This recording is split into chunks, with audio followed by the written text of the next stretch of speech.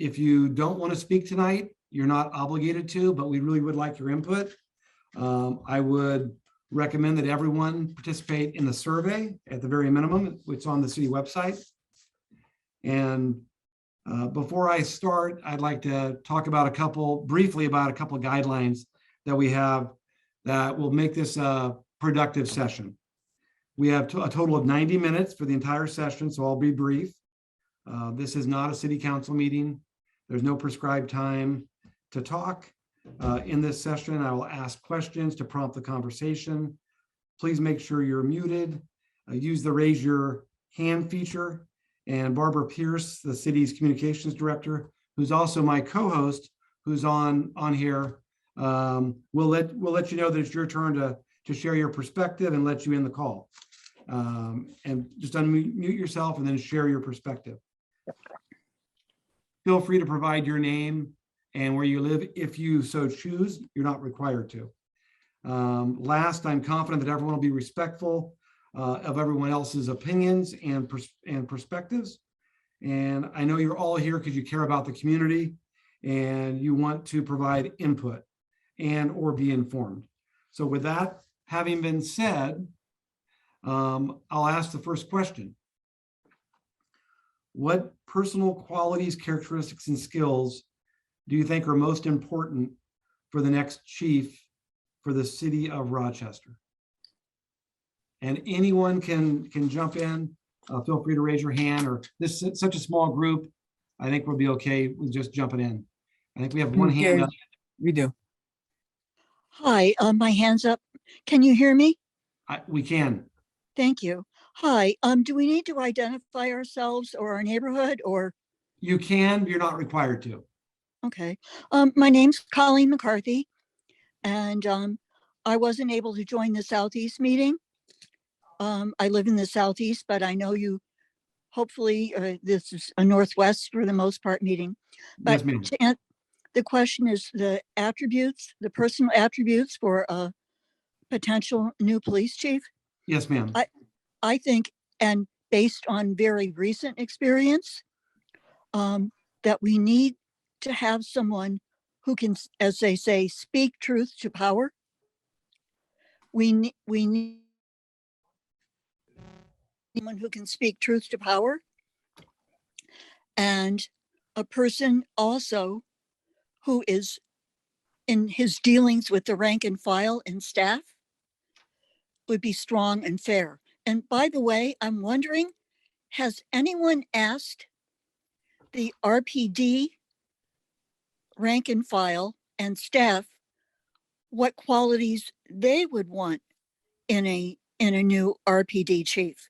In most organizations, when there's a new, so to speak, CEO coming in, that's a pretty common thing to, check with those that are already within the organization. Obviously, RPD has to be very importantly checking with the community, but we should not be forgetting the rank and file and RPD staff. Yeah, and Colleen, we haven't, and they have. We sent them a survey, and so they over almost 200 people have filled out from the PD have filled out a survey, and I've met with several employees inside the department. So thank you for that. That's a good consideration, and we're going to continue to meet with them. But thank you very much. Thank you. Yes, ma'am. It looks like the person it says Bill Morehouse, but you don't look like a Bill, but I see your hand up. No, I'm Susan Morehouse. Very hard to hear. Using my husband's computer. Can you hear me? We can hear you, Susan. You can, okay. Yes, ma'am. I don't know how to put that little hand up that she had. That was very cute, but I don't know how to do that. Sorry. I had two. I really think Colleen mentioned something there that I thought was very important, and I totally agree with her. The importance of interviewing the people at RPD, but the two qualities that I felt were very important. One is that he or she be a person of integrity and honesty.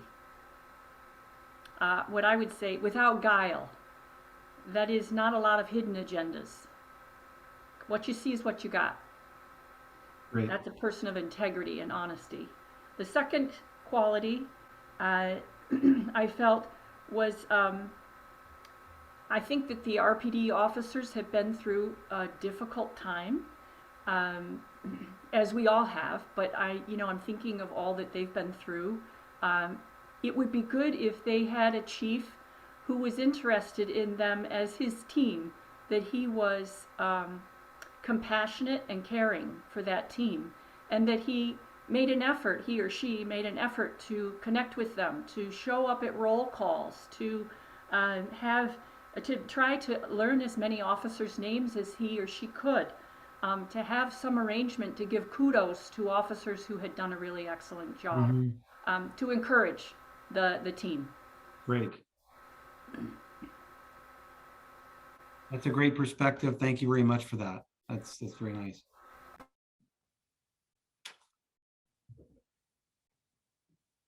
Oh, Kathleen has her hand up. Thank you. Can you hear me? Yes, ma'am. Okay. What the last person said was something I had written down, was trust and integrity. Trust, that the community trusts them, that the officers trust them, or trust him or her, I should say. I think a proven ability to lead a department, at least the size of Rochester, should be something. I would like somebody who believes in taking care of smaller crimes so they don't become huge, like the quality of life issues. Try to keep people in the city instead of moving out. And I think they should engage with the community, so people should know who the person is. They should be able to identify who the chief is from seeing them in the community. I also think interaction with other local agencies is important. I think they should support officer wellness programs and peer support, things like that. But I think that the crime is a huge one, because we have such a problem with it right now. Thank you. Tell me about, so you're saying someone who will address the crime issues? Yes. That last part? And be allowed to do that, to not be handcuffed while they do that. Let their rank and file, do what they took an oath to do. Okay, thank you. Other perspectives? Gary, we had a few people join us. I wonder if you could restate the question. It might be useful because we've had quite a Great, few of folks course. join. Well, for those who just came on the call, welcome. And we were talking about where the question posed was, what personal qualities and characteristics and skills do you think are needed for the next chief to be successful as a Rochester Police Chief?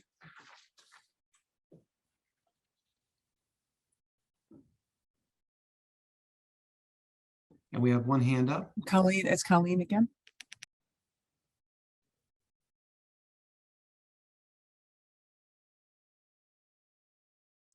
Oh, Colleen, I think you're muted. You're still muted.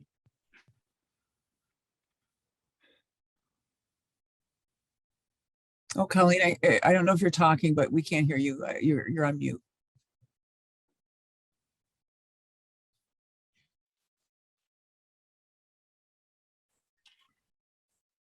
Yeah, we can't hear her. Can you hear me now?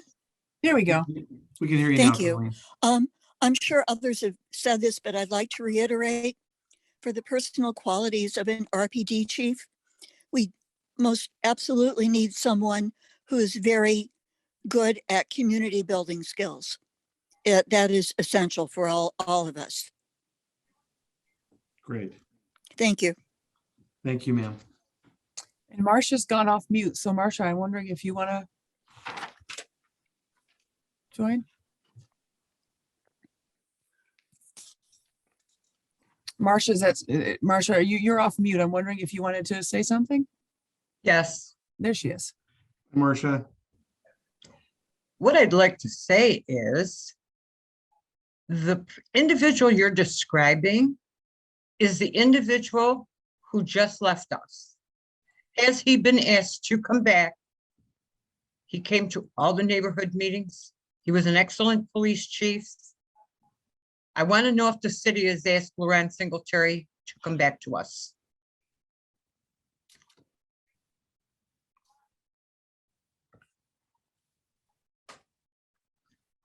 Yeah, I don't know the answer to that question, but thank you. Yeah, I don't know the answer to that question. I would agree with that. Loran is one of the most honest people I've ever met.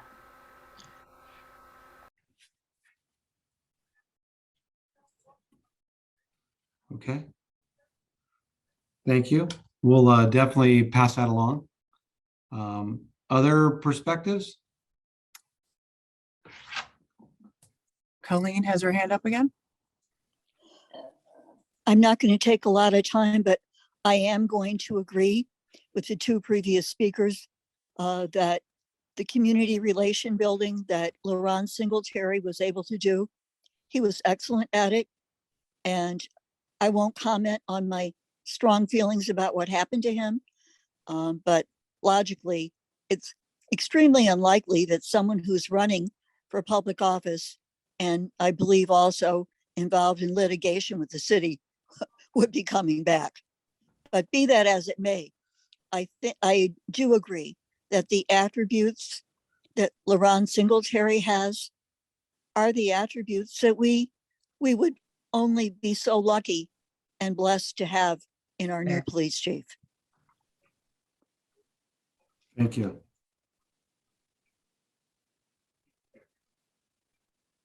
Okay, great. Other perspectives from someone who hasn't had an opportunity to talk?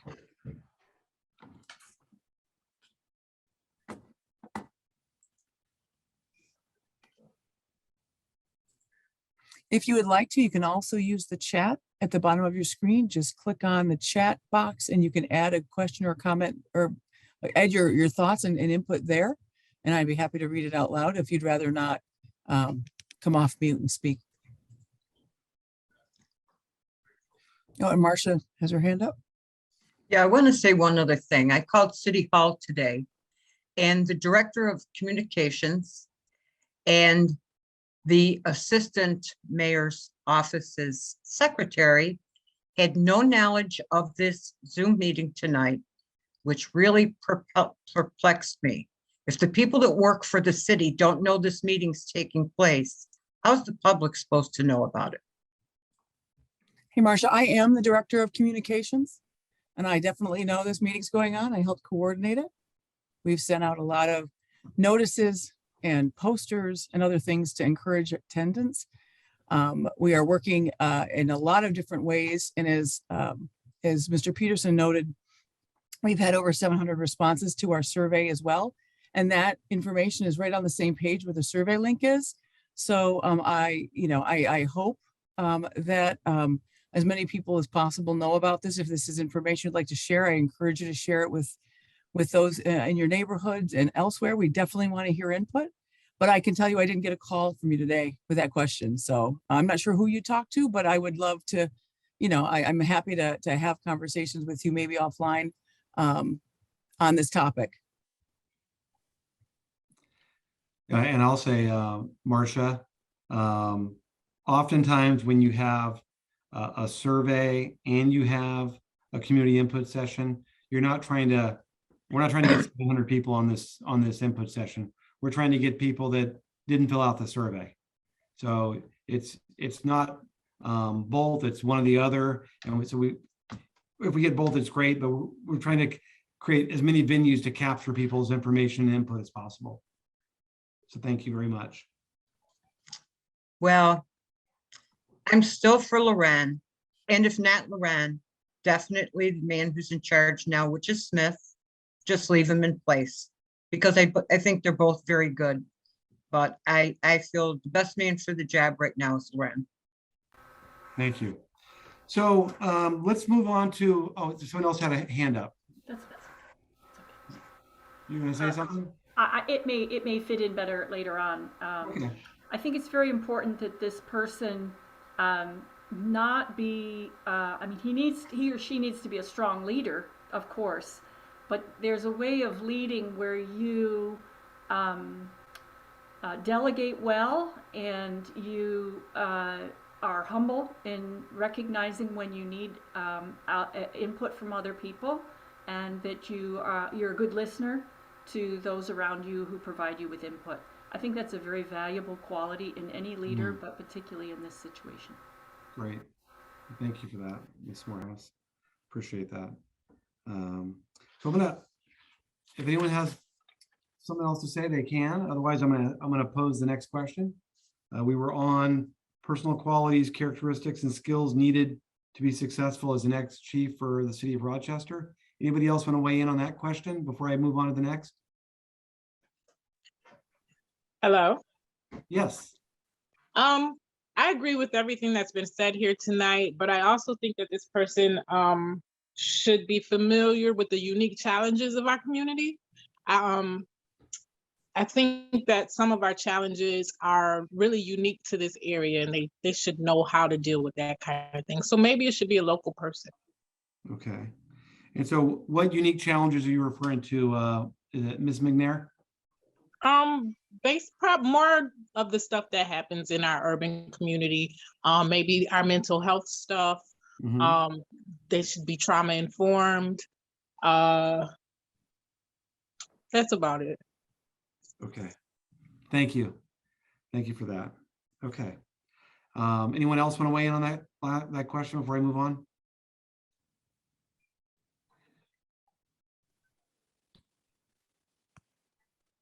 Hearing, oh, we have a hand up.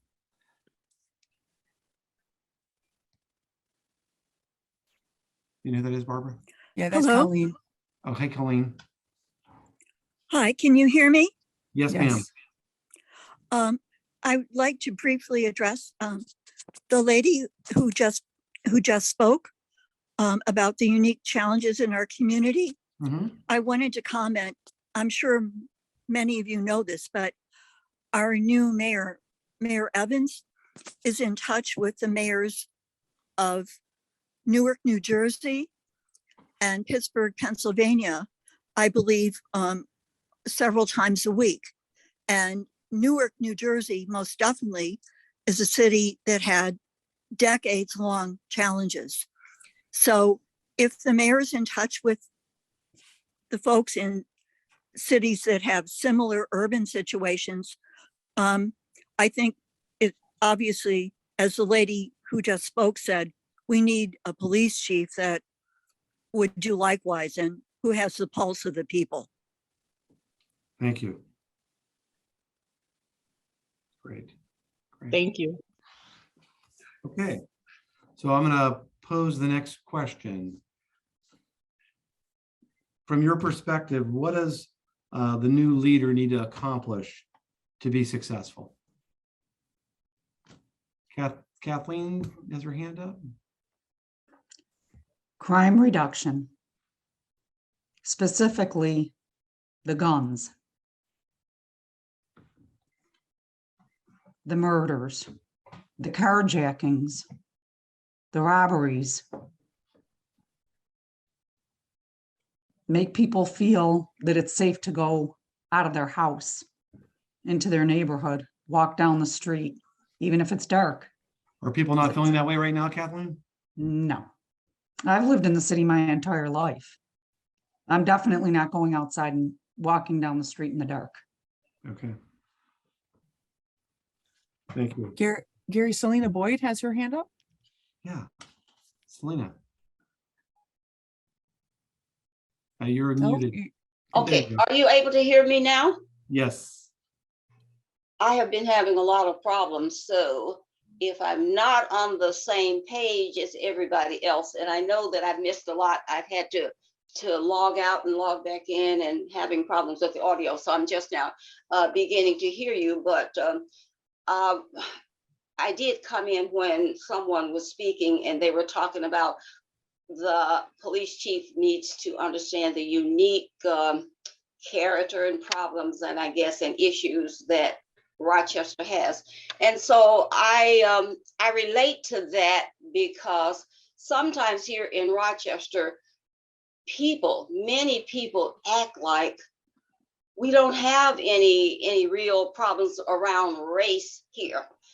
And what I'm talking about specifically is Daniel Prude. Now, we had nationally George Floyd, but we had Rochester police kill a man who is in a mental health crisis. They put a spit sock on his head.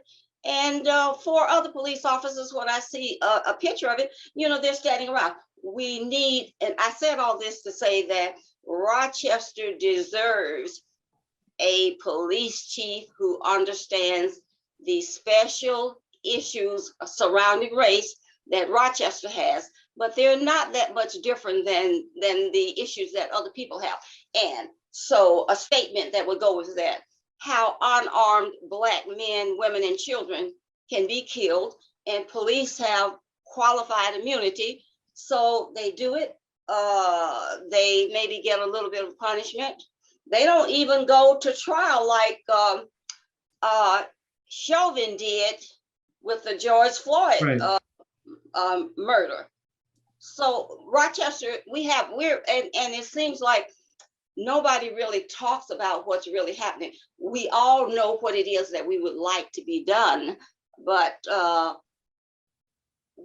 nobody's dealing with how we get that done, or that we have a leader that will understand race and racism as it relates to the people that he is going to try to help. So, because I'm really wondering, what is the role of the police chief as it relates to what he owes the people? Because I see the relationship, this is the way that it looks, is that he's here to protect his police officers. He's not here to protect any of the rights of the people, because you never see it getting done. Okay, I understand that perspective.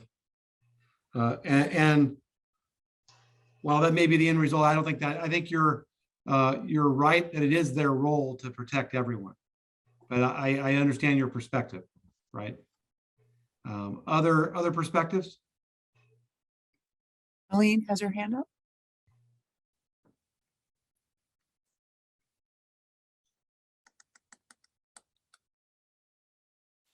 Colleen, I think you're muted still. No, Selena? Colleen. No, Colleen. Oh, Colleen, I'm sorry. I'll mute myself now. Thanks. All right, so Colleen, I don't know if you have your hand up on purpose, or I can. Okay, so again, let me ask the question again. What does a new leader need to accomplish to be successful in your view?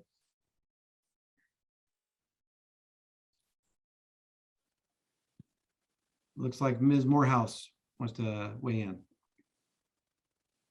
I think we need to see greater unity in our city beyond racial distinctions. And I think that a police chief who does understand the issues could help bring that kind of unity. It's certainly he or she needs to understand the division here in our city, and desire to see people be heard and the unity restored. And I think that includes, it used to be that police officers were held in high regard. And so there needs to be some healing. There needs to be some healing between police officers and the community, and within the community itself. And I think it would be wonderful if that could be accomplished, that kind of healing in our community.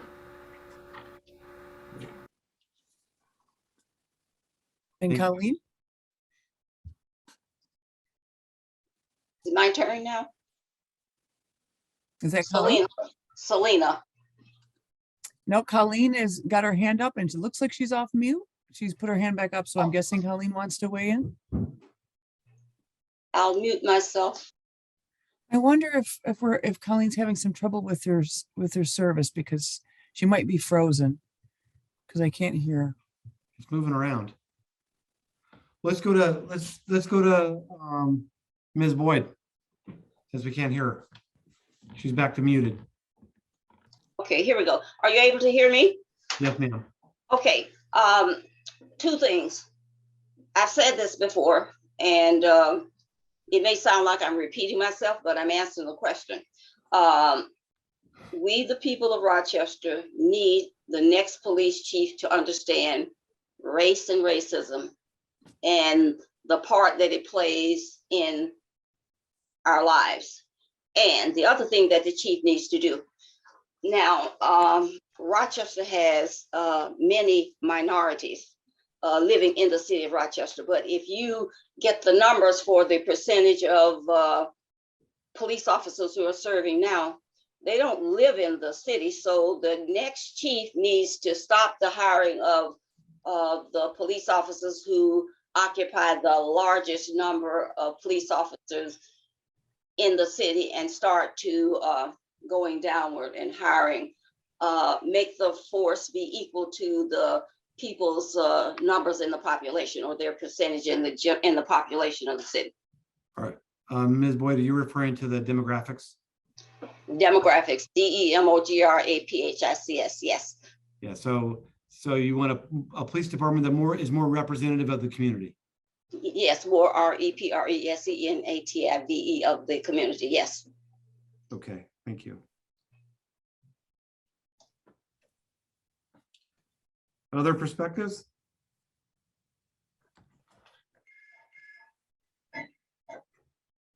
Marsha, you're unmuted. Did you want to say something? No, Okay. Other perspectives?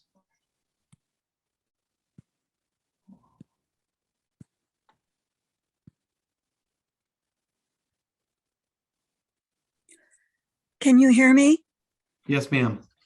Thank you. I've had my hand raised and Yeah, we've called on you several times. I'm sorry. I'm Okay. sorry. I apologize. No worries. I just wanted to say that I'd like to second the comments of the speaker who talked about the community needing healing. And it would be wonderful if the new RPD chief were able to assist in that task. And to comment on the most recent speaker, Ms. Selena, I believe the demographics of our city are 40% Black, 39% white, and I don't know the specific breakdowns otherwise. I'm not trying to play a numbers game. I think I would like to comment that several years ago, I was invited to to meet the recent I'm sorry, I'm not saying this right, to the Public Safety Training Center to meet and speak to candidates who were about to graduate and become full-fledged police officers. I was told that it was the most diverse class they had ever had. Now, just looking at those folks, someone might not realize the diversity that existed there. So diversity isn't just one kind that's always apparent. I wanted to make that point. There's lots of different types of people, and we don't always see the diversity or the life background and experience that the person has just by looking at them. What we want to do, I think, most of all, is weed out any of what I would say the bad actors, people whose character does not qualify them to be in the position of law enforcement. I think that is extremely critical. But I think there are so many problems right now with law enforcement, but one of them is going to be for the chief to be able to even recruit people. We are down approximately 100 officers. So obviously calls for service are quite delayed right now because so many people have left. They are so discouraged and saddened probably by how they are viewed in society or in this particular community. Not everybody is the same. Some people are bad, many people are not. And we shouldn't be painting everybody with the same strokes. And so many of the people that are serving came into law enforcement to help people. And if you get to know them, you see that. And I am absolutely not discounting the societal problems or issues with racism that exist. I just wanted to put some other thoughts out there. Thank you. Thank you for that. Galena has her hand up. And you're on mute still. Okay, can I speak now?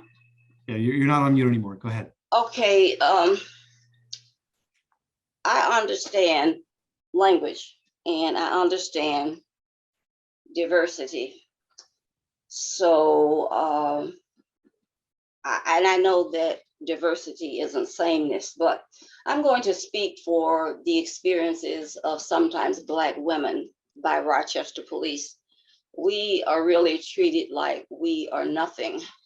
And those are not just accounts from other people. I live in Edgerton and I've had a few chances to call the police, and it is totally disrespectful. So when some people have very good relationships and experiences with the Rochester police, that's good for them. But I am a person who has had different, not such good experiences from them, because personally, when they have come, when I have had to call them for a neighbor, they act like they hate me. So I couldn't possibly feel the way other people feel. Right. And I'm grateful that they have good relationships, because it definitely seems to me that you have to be know somebody, or you have to be friendly with the right kind of people for them to consider that you're a whole person. And when I talk about these experiences that Black women have, it's older senior citizen Black women like myself who have had these totally disrespectful approaches. And I'm a woman like everybody else, and I've lived like a woman, and I would like to live in my womanness like every other decent woman, because that's what I consider myself. Yes, ma'am. I appreciate that. I'm sorry you had to go through that. It's disappointing. So what I'm hearing is we need someone who's going to promote being respectful to people, of all people, as a quality and approach. And so let me ask you a question. What does this group think about that the concept of police are supposed to be providing service, right? And so what does that mean to you? Service. What does that show when the police show up? What does that mean? What does that look like for you, ideally?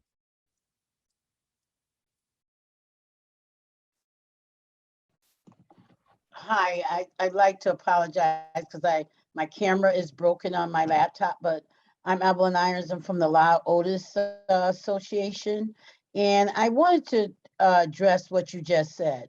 So there's two aspects of my answer. The first aspect is that I've had nothing but positive interactions with the police, right? And that's on a personal level. Whenever I call them in the neighborhood, they always show up. I've heard other people complain that they don't. It's always been in a timely manner. I mean, I have had a lot of issues in my community, and I continue to call. The other side of that is that from a community perspective, what I faced is Lyle Otis Community Association comes across as a neutral organization as far as politics go. But I've been forced to address defunding the police. And that bothers me, right? Because if we're neutral and we're coming as an organization, I've had to make a statement saying that, no, we're not with defunding the police. But if I said we were neutral, I should not have had to make that statement. And so therefore, my question back to you is that when we run into those situations and we have a new police chief, you can't ignore the fact that the whole political arena is built right now, a large percentage of it around defunding the police, right? So there's this message out there that says, you know, almost all people of color want to defund the police, and to put a community person that's in a leadership position on the spot and making them make a statement that you don't want to defund the police in order for you to have a good working relationship with the CPO is very Right. disturbing to me. So I don't think that we cannot address that. Right? That even though we want to stay as neutral as possible, it's falling in our laps at every arena, right? Yes, ma'am. It's being addressed at the county level, the city level, and it's really starting to be an issue. So I hope the new police chief comes in to try to neutralize some of this. That whole defunding the police thing is really out of control. It really is. It's to a point now where as a community, we need to make sure that our police officer understand that we know they're here for a service, but we don't want to be put in a political position Right. based on what has happened in other groups or in other cities. It's Right. not fair to us. It's not fair. You know, I totally hear what you're saying, Evelyn. And as far as like for the police chief, you know, police chiefs are supposed to be apolitical, right? Politically savvy, but not involved in politics, right? And so frankly, I don't know who did this, but police chiefs shouldn't be asking you to take a position on that. Because frankly, the police chief shouldn't take a position on it. They should speak the facts. We have X number of police officers. Our response times are X. You know, if we had more, they could be lower, or whatever it is. And that's information that decision makers like the mayor and others and the council can figure out what's best, right? And the police chief's an advisor on public safety matters, and they need to give the mayor and council the best advice, and so they can make a good decision, notwithstanding the politics of the day. Does that make sense to you, Evelyn? Yeah, it does make sense to me, but I think it's an elephant in the room, right? That people are not addressing it. It's there. It's there. And whenever something is there and you're changing leadership, right? Mm-hmm. You can be as neutral as you want to be. It falls into your lap. I didn't ask for it. It just all of a sudden I had to say that I didn't want to defund the police. And I'm thinking, but I never said I never proposed that. Why am I Right. being put in this position? Right. And I think all too often, many cities have had this kind of position of, if you are increasing mental health services, you have to decrease police services. And I don't think those are mutually exclusive. I think you can have both. And I think it's just got to find a balance in what you're doing. And I think a lot of cities are trying to find that balance right now as we're embarking on a new era of policing, where police are changing, or trying to change, or we want them to change and get better, right? And so I'll leave it at that. So other perspectives? Selena Boyd has her hand up. No, that's got to disallow her. Do what? All Go right. ahead, Selena. Can I speak now? Yes, ma'am. Okay. In regard to defund the police, now Miss Evelyn, she does not want to be political, and as you correctly state, law enforcement is not supposed to be political, because as soon as you do, you know, you're going to not be able to serve another person. But the concept of defund the police came from Black Lives Matter, when out in the western states, they had those really, really huge riots. And so now it was political that someone said what they meant was, oh, take money from the police. But that is not what they ever meant when they said defund the police. But if that's what you want to believe, then it's going to be a problem for you. Right. Yeah, for sure. And so, and you're right, it's going to be a problem for some people. And so what I want to kind of refocus our conversation on, because not that I want to get away from defunding the police, but that's Okay. not really something we can do, I can do anything about. That's And right. the purpose of this meeting is to figure out what we need our chief to do and be Okay. aware of and to accomplish. So let's talk about what our new leader, the new leader of RPD needs to accomplish to be successful. Anyone want to weigh in on that? Ms. Morehouse? You're muted.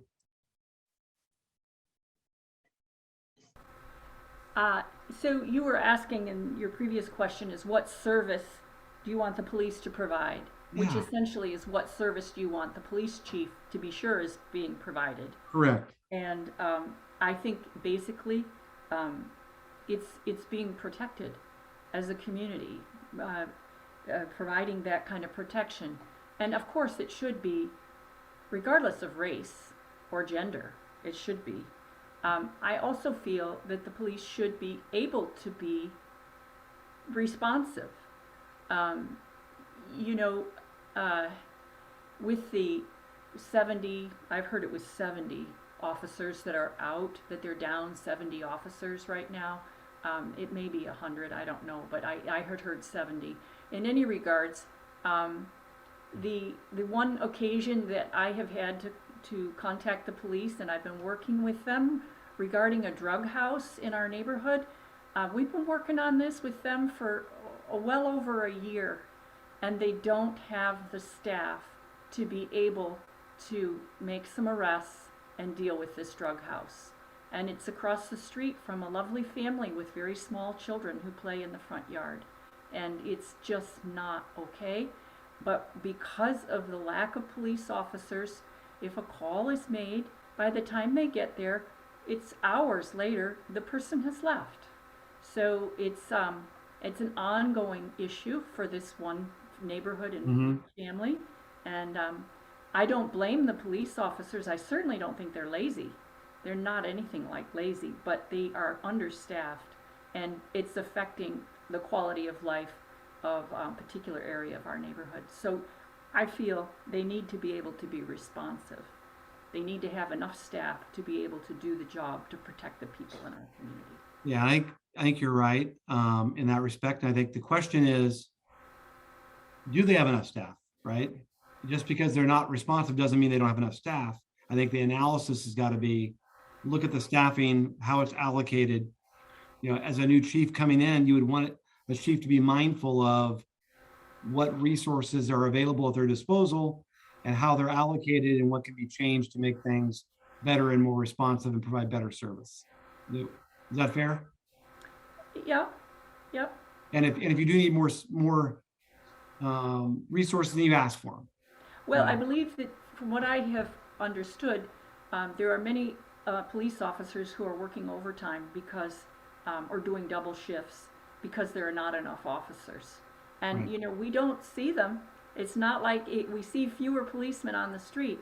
So I think it's true. I don't think they have, I mean, even our neighborhood service center officer Sure. is working overtime, and he's not able to come to a meeting because he's out in a patrol car. Okay. In the neighborhood. So Great. I mean, I respect these guys, but they have families at home, and they need they need to be able to recover from some of the kinds of things that they deal with all day long. So they shouldn't be working double shifts. It's not healthy. Yeah. Well, thank you for that. Appreciate it. Anybody else want to weigh in on that, on the concept of service?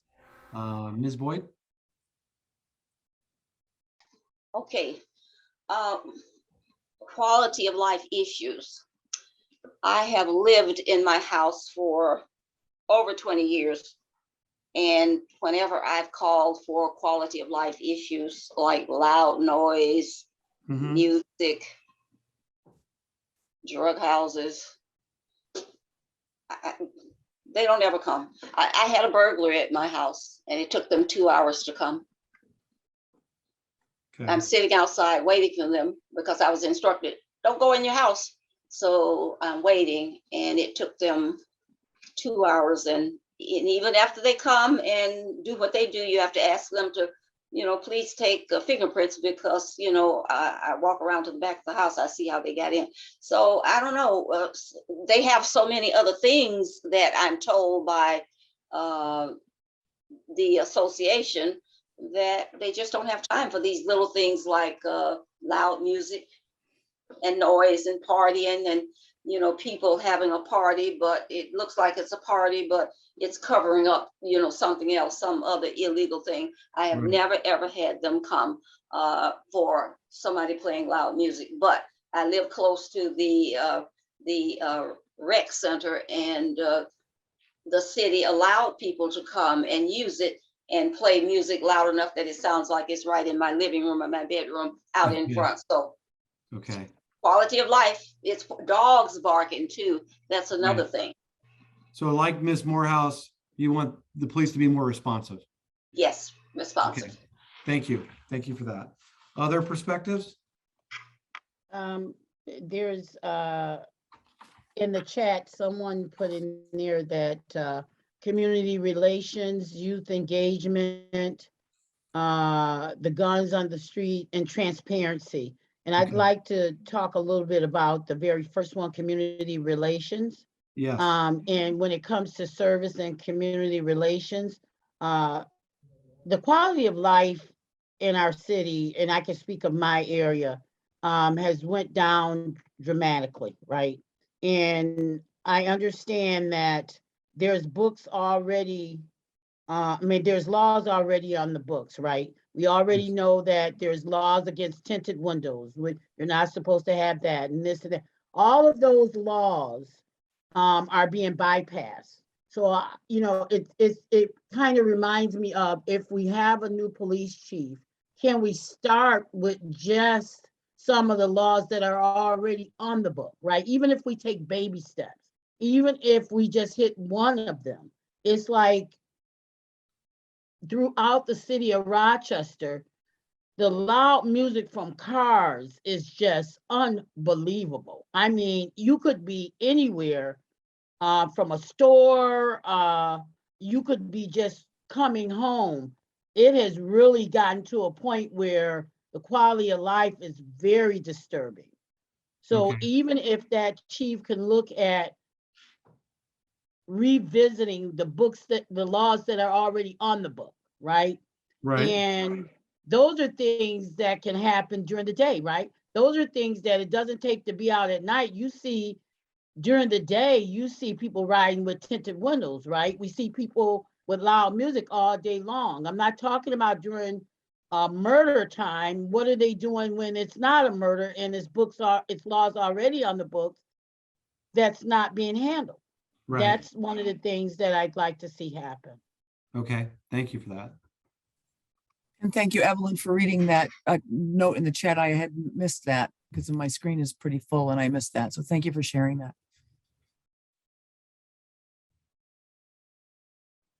Other perspectives?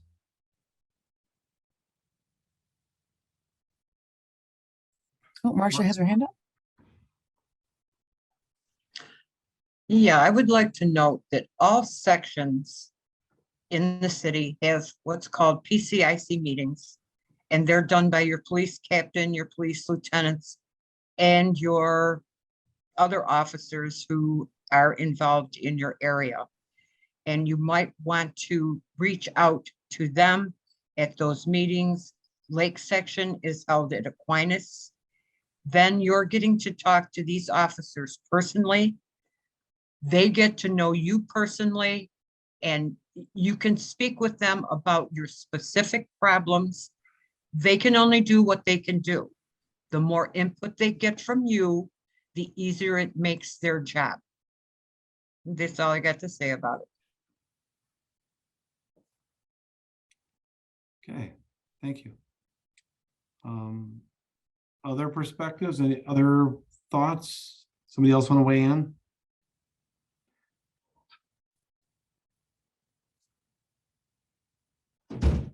So the question of needing to accomplish what the next chief needs to do to be successful, I think we've kind of beat a dead horse for that.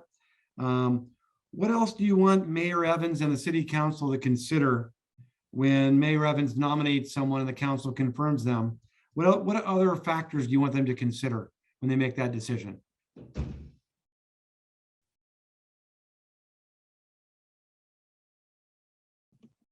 Does the police chief have to live in the city of Rochester?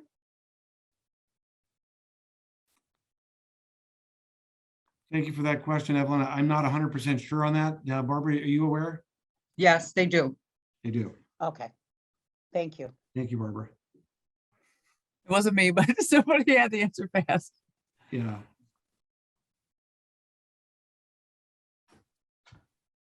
It's like Kathleen Price, a Prince. Yep, Kathleen Prince has her hand up.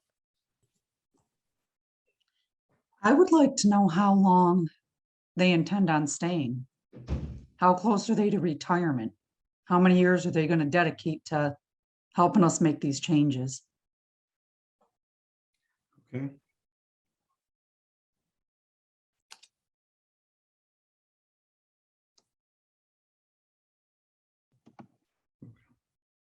Thank you.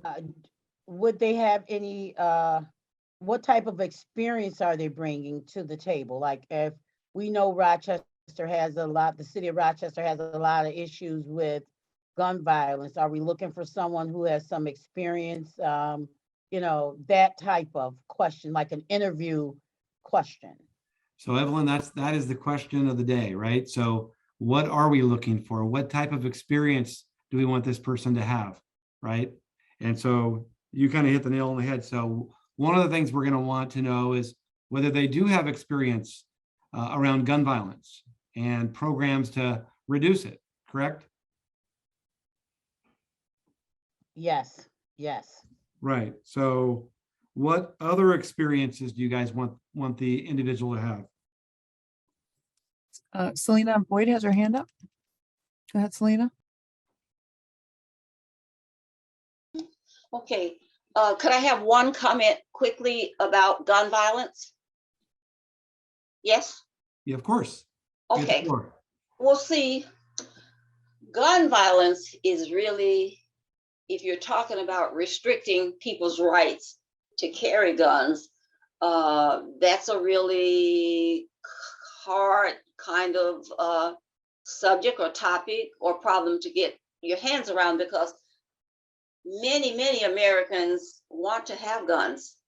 And it's really, we can't get any legislation almost anywhere that says that when people go to buy a gun, that they should identify themselves. You can't just go to a gun show and buy one. So, I mean, so many Americans love guns and they are around and they move back and forth. So some states, especially southern states, they love guns. Texas, they love guns, but we're in New York and we're in a state where the people that pass laws for us, they've tried to do something about restricting them, but I don't know what the police chief is going to be able to do about guns. But you know, I like the idea if he could do something.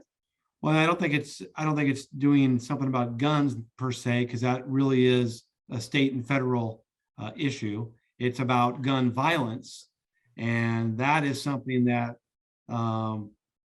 there's all kinds of studies out there talking about gun violence and things police can do to help reduce that, and things the community can do to help reduce gun violence.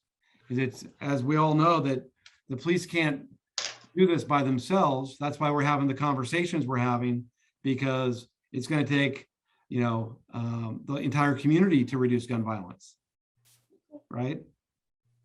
Ready to try. Right.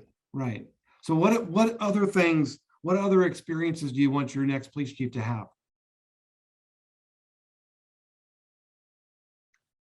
Ms. Morehouse. So, you know, the new team that we have, the Pcic team, that the mental health component, I think that's, I agree with you entirely, Mr. Peterson, that it isn't a matter of reducing the police force in order to build up the mental health piece. We need both and, because, I think it would be very valuable if the new police chief had some experience in working together with a mental health component, because they need to communicate well to be able to make it work. Yeah, and how long have you guys had your Pcic team? Maybe a couple of years now. Has Right. it been a couple of years? Maybe a year and a half. Yeah. And so, and my point of that is, around the country, this is really new, Mhm. you know, Right. Yeah. and so finding someone with the experience of standing up a mental health program is going to be rare. And I think probably it's possible. There's some people out there that have done it. But more importantly, I think at the very minimum, they've got to be open to the ideas Yes. and have an open mind on a whole host of different issues related to mental health, for sure. Mhm. Thank Yeah, you. agreed. Gary, we have in the chat, Melissa McNair shared trauma informed Yes. and diversity and inclusion training. Yes, both, all those are important.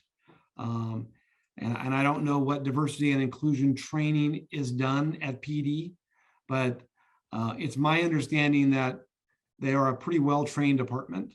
And I would be surprised if they didn't have some type of diversity and inclusion training.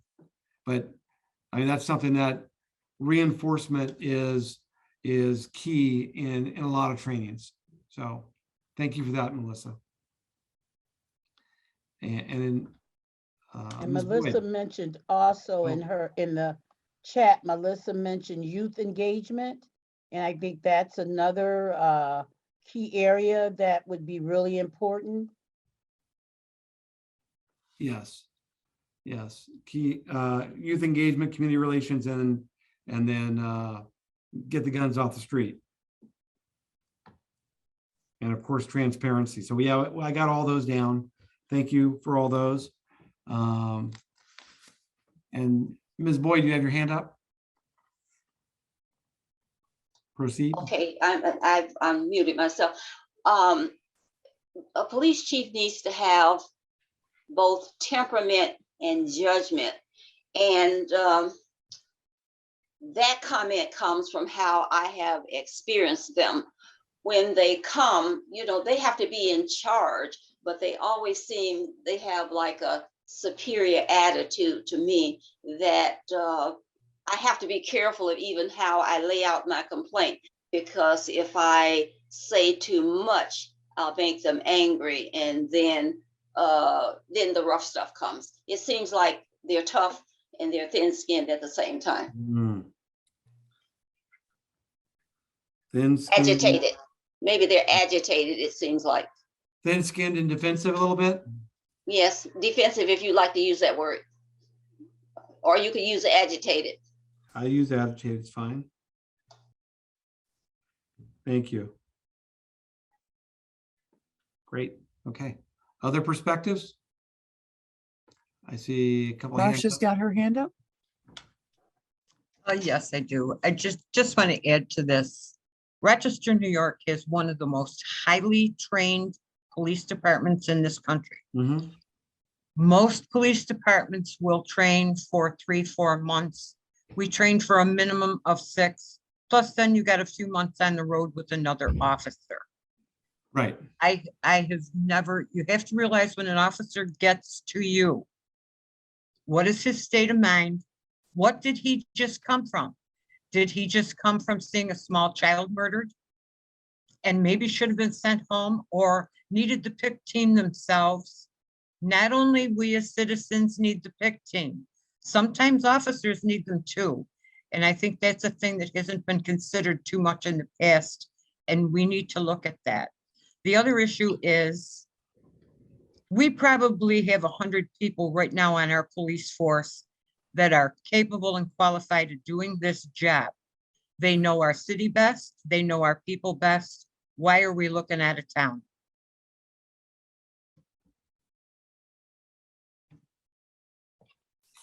Well, I think that we're looking out of town and in town. But thank you for that.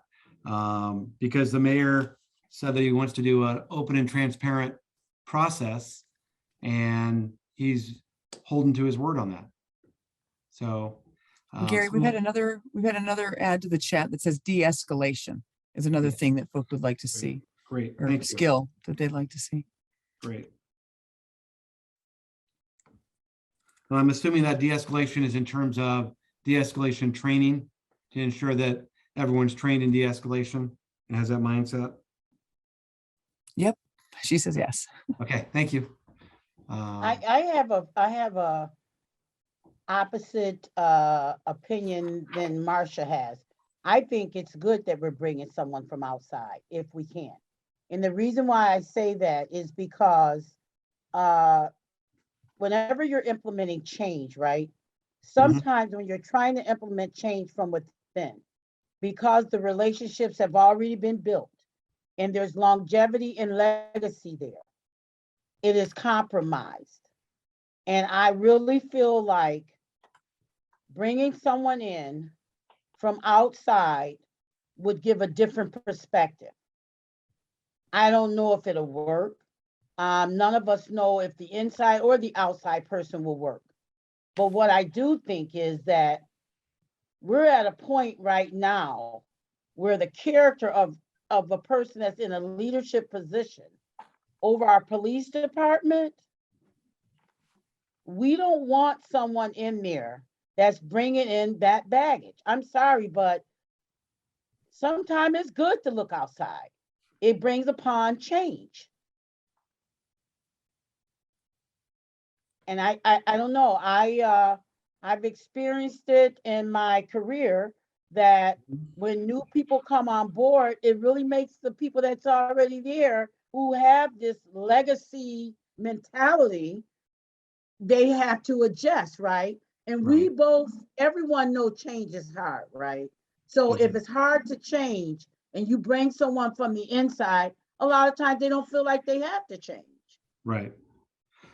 Well, and Evelyn, you know what I would say to that, if I may, is just in my experience of doing these searches, I think you're right in one respect. And I would also say that I have done searches where the inside person was hired and nobody thought they would make change, and they actually did. So I think it goes both ways, but I do appreciate your perspective, and I see where the other way it's gone, where you've gone outside and had someone make significant change. So I think it's a double-edged sword, so to speak. So Selena Boyd has her hand up. Okay. The last lady that spoke, I can't see her on my screen, but maybe that's Miss Evelyn. I totally and 100% agree with her. Now, if you think that you should take somebody for the rank from the ranks, is to think that they're all good people and that they can independently do their jobs. But I think that that's a conflict for them. And I saw a police chief, Rochester police chief, and the men just stepped all over him. I was in a meeting. It was a meeting that was convened for me. And it was like they took over him.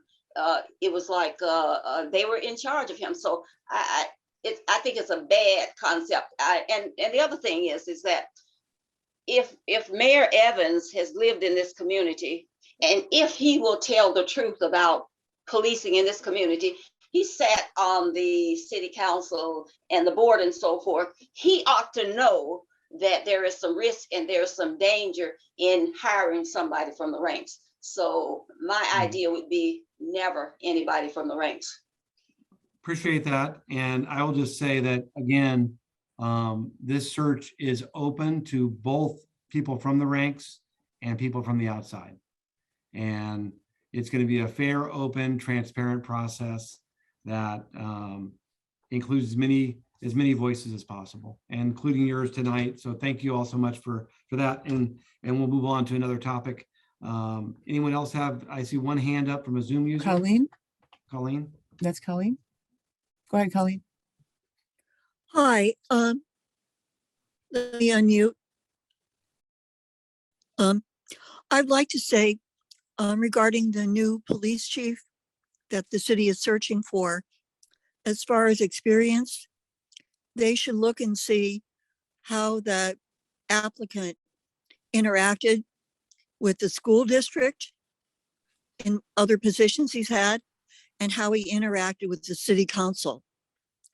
I think those are two vital organizations that impact our community's dealings with law enforcement. Great, thank you for And that. also, I would like to comment Mhm. that the Police Accountability Board, I assume, will be an issue for the new police chief. And as a citizen, I would like to comment strongly that I feel many people were too intimidated, and because there were some very extreme positions taken. And if you didn't hold an extreme position, if you were a more moderate person, there was some feelings of intimidation, and that it would be not so good to speak out publicly. So what? And I'm sorry I'm- to have to say that, but No, it's okay. I I'm just recognize understanding. that there is a need for a police accountability board. Right. However, the voices that advocated for it were often so extreme that people who would have advocated to have a different composition to the board didn't really feel that they had a fair chance to speak. Fair enough. So I wasn't understanding what you were saying about the Police Accountability Board in relation to the next chief. So I didn't get what your point was, because I kind of got lost on the nuance of the other stuff. Well, the chief of police, he has to be supportive of his staff, but he also has to be transparent and overall supporting the community. And the Police Accountability Board, I personally do not view the board's composition and the amount of money they've received as something that is especially supportive of law enforcement. I feel that there are people involved in that don't want just to defund law enforcement. They want to eliminate law enforcement. Okay. All right. Appreciate that view. Okay. So anything else we want the mayor and city council to consider when this next person is appointed? Any other things we want to consider?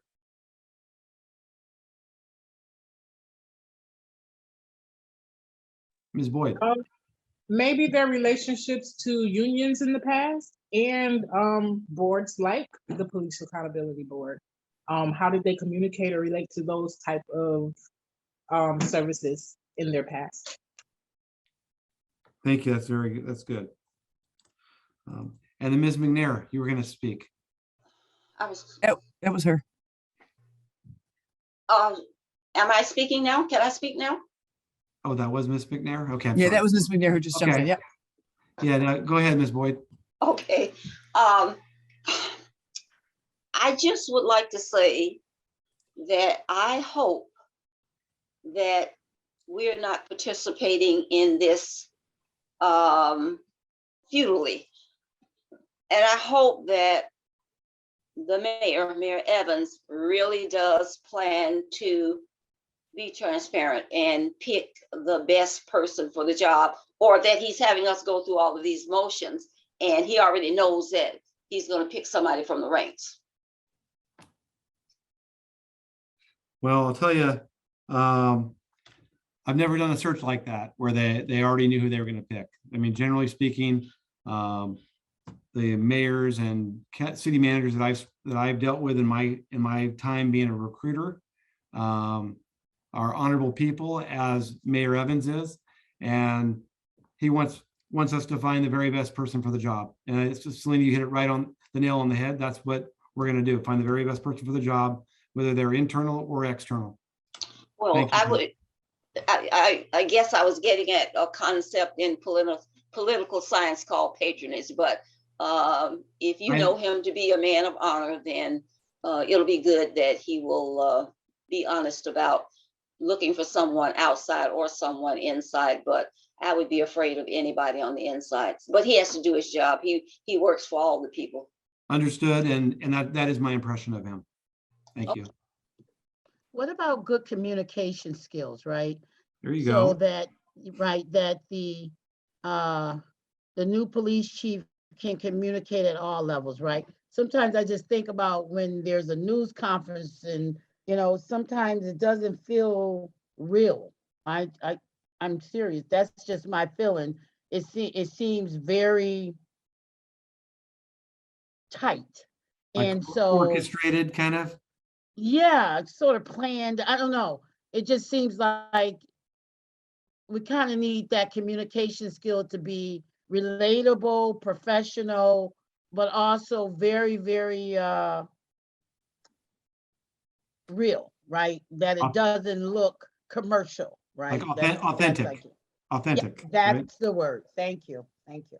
Man, I appreciate that. And I know a lot of times some of these chiefs do seem like it's kind of orchestrated or mechanical, because a lot of things they deal with relate to legal matters, and they're trying to be careful about what they say. So they're saying the right thing and they don't compromise a case or say something that they're not authorized to talk about. So I would just say that as a point, but I do appreciate what you said. And I think relatable, professional, and authentic is there's someone out there that's like that. It's achievable.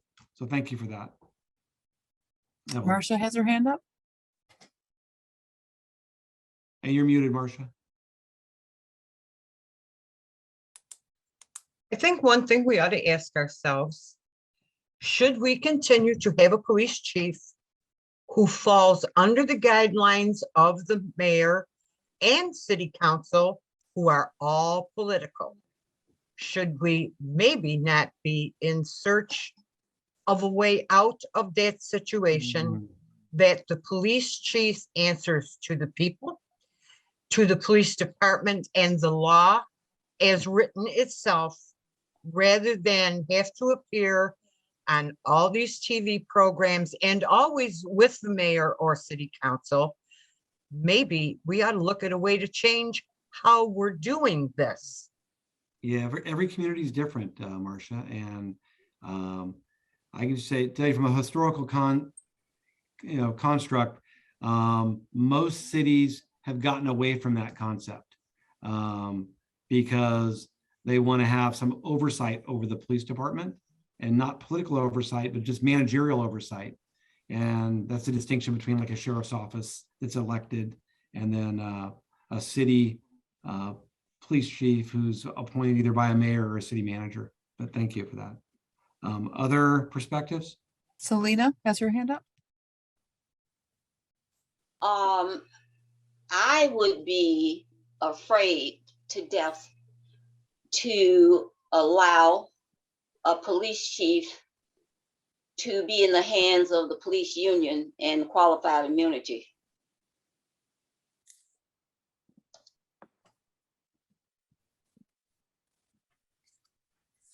Okay. Colleen? Yeah. Colleen has her hand up.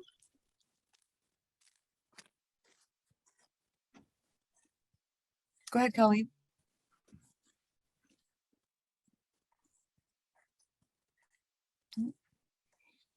Yeah, we're having some issues there. Okay.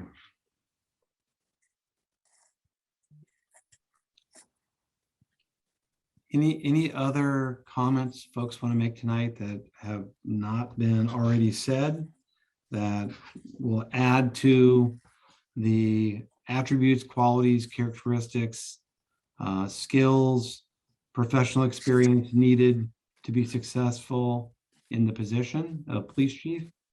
Speak now or forever hold your peace. Selena. Yes, ma'am. You have a great personality for this job. Oh, When they thank you. pick you, you've got the judgment and the temperament to do this job. Oh, That's all I want to say. thank you, Selena. Yes, I appreciate yes. it. Goodness. Well, thank you. I'm blushing. Anything else anyone wants to share before we depart? We've got about 10 minutes left. If folks want to say anything else, they can. If they want to drop off, that's fine too. Ms. Morehouse, thank you so much for your contributions. And before everyone goes, I want to thank all of you for your contributions tonight. It's very helpful in helping shape the position profile. Again, there's 2 more of these sessions coming up. All the information is on the city website. So please share it with your friends. Feel free to attend again if you want to, but just know that we're trying to do a really great job for you and capturing the information and the qualities you want in your next chief, and then go out and search for that person. All right. So what are you going to do with this information? Is it being put in? No, I'm just wondering, not to be sarcastic, but I'm wondering what happens with these comments. Yeah, so I'm taking notes, and I'm categorizing the comments, and then I'm going to take all the comments from all the different sessions, and then from some small focus group meetings, and then from the survey, and look for commonalities, right? And then I'm going to somehow shape that into what the ideal candidate is for Rochester. Oh, thank you. Yeah, and I've done this about 50 times. So I think I got a pretty good sense of how to do it. And I think that, obviously I'm going to have people cross-checking me and making sure that I'm getting it right. And so the city will have to approve it. And then we'll move forward from there. And that information gets folded into a colored brochure that my staff designs. Okay. And then we use that information as the main advertising piece in the search, and we advertise it nationwide in all the Thank you. places you'd expect to find good candidates. Thanks. All right. Selena. I skipped a comment that I wanted to make when I think it was it Miss Evelyn who was talking about communication. And you told us that sometimes they seem kind of stiff and stilted and unnatural when they are speaking. But the other thing that they are afraid of is that they're on a political tightrope. So they have to be careful that way too. Yeah, I think that's fair. I think that's fair. Okay. Yeah. And so one thing that hasn't been mentioned tonight that I want to bring up and see if anyone agrees with me, and maybe we said it, we just didn't say it this way. The police chief needs to be a collaborator, right? Needs to be able to collaborate with communities, neighborhood associations, other city departments, right? Advocacy groups, people that, folks in mental health, the community, Black Lives Matter, everyone needs to have a voice and they need to be collaborated with. So the union included and the police officers, I think everyone needs to have a seat at the table and everyone's voice needs to be heard. So not just in this search, but I think that's important for the chief too. Colleen, you have your hand up again. I want to make sure that you have a chance to speak if you want to. I don't know if we can't hear you if you're speaking. Can you hear me?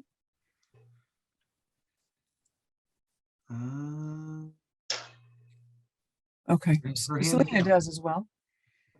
We would like very much for him to be a collaborator because we've had so many of them. They get into the job and they go into their police ivory tower.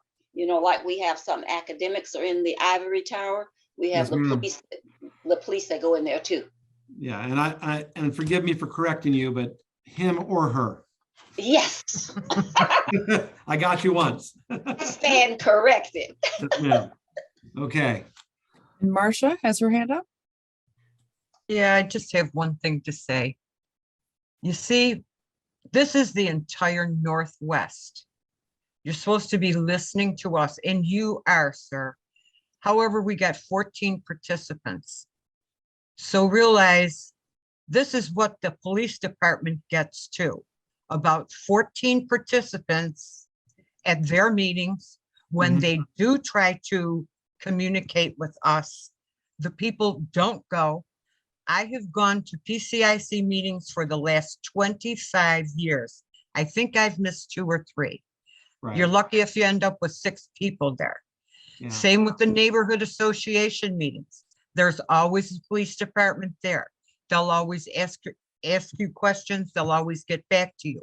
But it is the people who live in this community who have to participate with them.